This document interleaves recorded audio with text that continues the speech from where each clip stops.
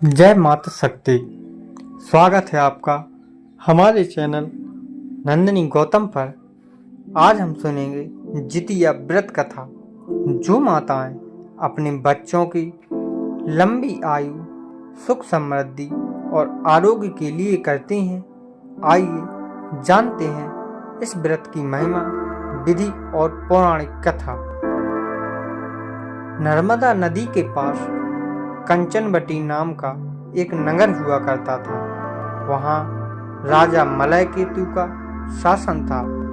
कंचनवटी नगर के पास वालूघटा नामक जगह थी, जिसके पास में एक बड़ा सा पेड़ था। उस पेड़ के नीचे एक चील और एक गीदड़ रहता था।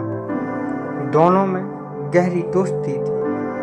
महिलाओं को जितिया व्रत रखता देख उन दोनों ने भी प्रण लिया कि वो भी इस व्रत को रखेंगे। चील और गीदड़ ने श्री जीवतवाहन भगवान को मन में याद कर कहा कि हम आपकी पूजा और व्रत पूरी विधि के साथ करेंगे। व्रत का दिन आते ही चील और गीदड़ दोनों ने व्रत आरंभ किया, लेकिन पास में ही किसी धनवान व्यापारी की मौत हो गई थी और उसका अंतिम संस्कार करने के लिए उसे वालूघटा लाया गया। व्रत के दिन गीदड़ ने मरे हुए व्यक्ति को देखा तो उसके मन में उस मांस को खाने की अभिलाषा जगी। वो खुद को रोक नहीं पाया और मांस खाकर व्रत खंडित कर दिया। उस व्यापारी के शव को चील ने भी देखा था, लेकिन उसने व्रत के कारण उसे नहीं खाया। इसके कुछ समय पश्चात चील और गीदड़ दोनों का अगला जन्म हुआ, जिसमें वो दोनों कंचनवटी के भास्कर नामक ब्राह्मण के घर में बेटी के रूप में पैदा हुई। चील का जन्म बड़ी बहन नाम शीलवती और गीदड़ का जन्म उसकी छोटी बहन नाम कपूरावती के रूप में हुआ। शीलवती बड़ी बहन की शादी बुद्धिसेन नामक लड़के से हुई और कपूरावती छोटी बहन की शादी कंचनवटी के राजा मलय केतु से हुई। बड़ी बहन शीलवती को 7 पुत्र हुए, तो वहीं छोटी बहन कपूरावती को संतान सुख प्राप्त नहीं हो पाया। कपूरावती के घर जितने भी संतान हुए वे उसी दिन मर जाते। ऐसा होते होते कपूरावती काफी परेशान हो गई।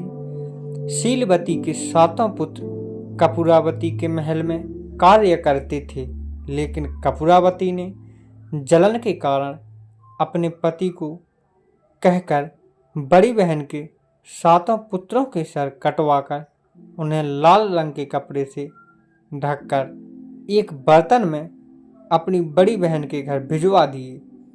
भगवान जीवतवाहन ये सारी प्रक्रिया देख रहे थे। उन्होंने रास्ते में ही 7 भाइयों के सिर को धड़ से जोड़ा और अमृत पिलाकर जिंदा कर दिया और बर्तन में भगवान जीवतवाहन ने फल भर दिए। उधर कपूरावती अपनी दीदी के घर से शोक समाचार मिलने का इंतजार कर रही थी। जब संदेश नहीं आया तो वो खुद ही शीलवती के घर चली गई। वहां अपनी दीदी के सारे बेटों को जिंदा देख हैरान रह गई। कपूरावती ने अपनी बड़ी बहन को वो सारी बात बताई जो उसने उनके बेटों के साथ की थी। बड़ी बहन शीलवती ने अपनी छोटी बहन कपूरावती को उसके पिछले जन्म के बारे में सारी बात बताई और उसी पेड़ को पास ले गई जहां दोनों पहले रहा करते थे। कपूरावती का व्रत खंडित होने के कारण ये सारी दिक्कतें उसके जीवन में आई। इस बात का कपूरावती को बड़ा पछतावा हुआ और उसने उसी समय अपना दम तोड़ दिया। कुपरावती के पति को जब जानकारी मिली तो उसने अपनी पत्नी का अंतिम संस्कार उसी पेड़ के नीचे किया। जितिया व्रत कथा से हमें यह सीख मिलती है कि बुरे कर्म कभी पीछा नहीं छोड़ते, उसका फल भोगना ही पड़ता है। जितिया व्रत केवल एक परंपरा नहीं बल्कि माँ के वात्सल्य और त्याग का प्रतीक है। यह कथा हमें संतान के कल्याण और मातृशक्ति की महानता का बोध कराती है। यदि आपको यह वीडियो अच्छा और उपयोगी लगा हो तो लाइक, शेयर और सब्सक्राइब जरूर करें ताकि ऐसी ही पावन कथाएं हर घर तक पहुंचें। जय मातृशक्ति। दोस्तों, कमेंट बॉक्स में यह जरूर बताएं कि आपको जितिया व्रत कथा कैसी लगी। साथ ही हमारे चैनल को लाइक, सब्सक्राइब एवं शेयर जरूर करें। तब तक के लिए धन्यवाद। मिलते हैं अपनी पौराणिक और रहस्यमयी एक नई कथा में। तब तक के लिए धन्यवाद।